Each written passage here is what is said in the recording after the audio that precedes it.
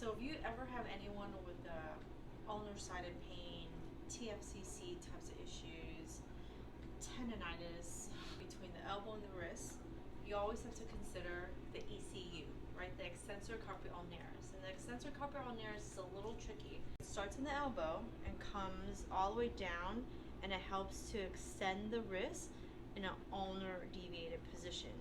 And the job of the ECU is also to give support to the TFCC, right? The tricky thing about this is it's very ulnarly positioned, and as you supinate and pronate, that tendon has to roll. So if you have an ECU, just know basically where it's located. The job of the ECU, right, which is wrist extension, ulnar deviation, and also to give support to the TFCC.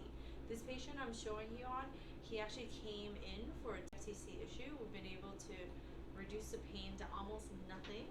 He feels a tweak with a certain amount, and this is why I've been able to identify that it's still, the ECU is still giving him some trouble. So you can palpate right here on the lateral epicondyle, and it kind of sits right alongside where the ulna is positioned, right? So you can find the lateral epicondyle and you can move down. So it's not the thickness here, but it's kind of underneath and right. Do you see anything? Yeah, right here, right?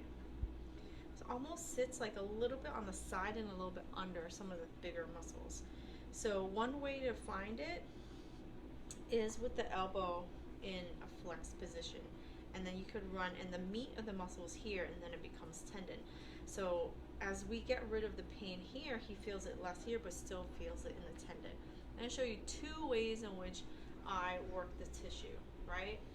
One way I work the tissue is the shoulder and abduction, and then I'm going to internally rotate, and it's going to expose that muscle a lot better for me. Just wherever he's a little tight. It also, with the internal rotation, gives a little stress to that area, right? Right, so he's got a little bit more wrist tenderness, right? You can work all the way down. You can go, so this is the length of the muscle. You can go down, you can go across it, right? You can work, if they can't tolerate the shoulder like that, you can work right here with the elbow in 90 and the rotation of the shoulder in neutral. You can even work, let's go even lower for someone who can't tolerate that. You can bring the arm down and you can put them in a little bit of internal rotation and work this way.